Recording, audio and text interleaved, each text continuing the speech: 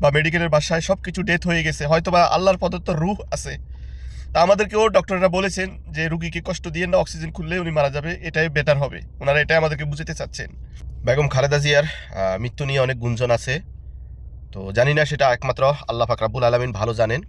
তবে আমি আমার এক্সপিরিয়েন্স থেকে কিছু কথা বলতেছি, আপনারা আমার ছোট্ট কথাটা শুনবেন।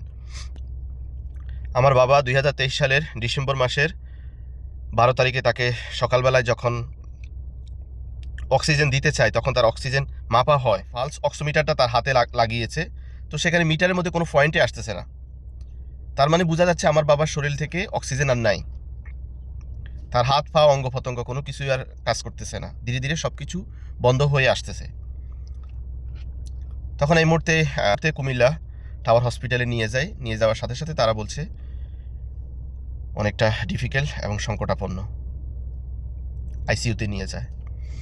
আইসিইউতে নিয়ে যাওয়ার ঘন্টা ঘন্টা পর পর ডাক্তাররা আমার সাথে বা আমার বড় ভাই ফিরোজ ভাই বা রাসেল ভাই, আমার জ্যাঠাতো ভাইরা যখন গিয়েছে, তখন তাদের সাথে বারবার মিট করার চেষ্টা করে বা মিট করে আমাদের সাথে, যে ওনার স্বাভাবিক যে অক্সিজেন থাকার কথা ওগুলো কোনো কিছুই নাই শরীরে।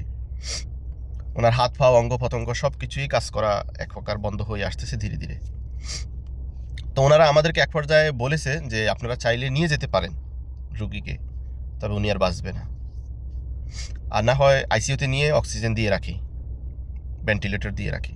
তো ওনারা আইসিইউতে নিচে ভেন্টিলেটর দিয়ে রেখেছে।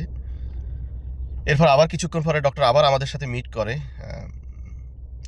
তার মানে বুঝাতে চাচ্ছেন যে অক্সিজেন বা ভেন্টিলেটরটা তার ওখান থেকে খুলে ফেললেই উনি মৃত্যুবরণ করবে। ওনার শরীরের সমস্ত অঙ্গ প্রত্যঙ্গ এক প্রকার মৃত্যু হয়ে গেছে। তো আইসির ভিতরে যখন বাবাকে দেখতে গিয়েছি, তবে ওনারা বলেছে যে আমার বাবার ব্রেন সচল আছে, ওনার ব্রেন কাজ করে, আর বাকি শরীরের অঙ্গ প্রত্যঙ্গ সবকিছু ধীরে ধীরে শেষ হয়ে আসতেছে, নিথর দেহের জন্য প্রস্তুতি নিচ্ছে। আমার বাবা আইসিইউতে আমাকে যখন সাথে সাথে দেখেছে, দেখার সাথে সাথে সে আগ্রহের সাথে উঠার চেষ্টা করতেছে, তার পুরো শরীর ঝাঁকুনি দিয়ে চেষ্টা করতেছে আমাকে একটু জড়িয়ে ধরার জন্য, কিন্তু তার শরীর কাজ করতেছে না, কারণ বাবার ব্রেন তো কাজ করে। আমাকে দেখার সাথে সাথে বাবা ছটফট করা শুরু করে দিয়েছে। তখন ডক্টরের সাথে সাথে আমাকে আবার বাইর করে দেয়। এর কিছুক্ষণ পরে আবার আমাকে ডক্টর আবার আইসিইউতে নিয়ে যায়। তখন বাবার শেষ মুহূর্ত, ওনার ওখানে ফালস দেওয়ার জন্য চেষ্টা করতেছে হিট মেশিনগুলো দিয়ে।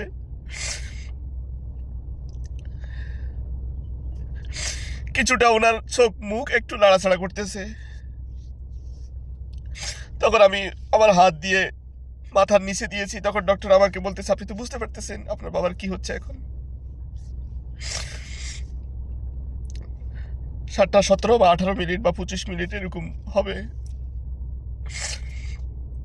সন্ধ্যাবেলায় দুনিয়া ছেড়ে চলে গেছেন। এই বেগম খালেদা জিয়ার সাথেই এর চেয়ে ব্যতিক্রম কিছু হয় নাই। ওনার শরীরের সমস্ত অঙ্গ প্রত্যঙ্গ বা মেডিকেলের বাসায় সব কিছু ডেথ হয়ে গেছে, হয়তো বা আল্লাহর প্রদত্ত রূহ আছে। তা আমাদেরকেও ডক্টররা বলেছেন যে রুগীকে কষ্ট দিয়ে না, অক্সিজেন খুললে উনি মারা যাবে, এটাই বেটার হবে। ওনারা এটাই আমাদেরকে বুঝাতে চাচ্ছেন। তো বেগম খালেদা জিয়ার ক্ষেত্রে হয়তো এটাই হয়েছে। আমরা হয়তো এর বিতর্কত সত্য মিথ্যা অনেক কিছু জানি না, আল্লাহ ভালো জানেন। এখন হয়তো আজকে সেই অক্সিজেন বা ভেন্টিলেটরটা খুলে দিয়েছেন, আর তাকে কষ্ট দেওয়ার ইচ্ছা নাই, বা শরীর অঙ্গ প্রত্যঙ্গ তো শেষ হয়ে গেছে, ডেথ হয়ে গেছে। তো এটা হয়তো তারেক জিয়াকে এতদিন বলেছে যে অক্সিজেন খুললেই হয়তো মারা যাবে, বা তার অনুমতি নিয়েছে, এটাই হয়েছে।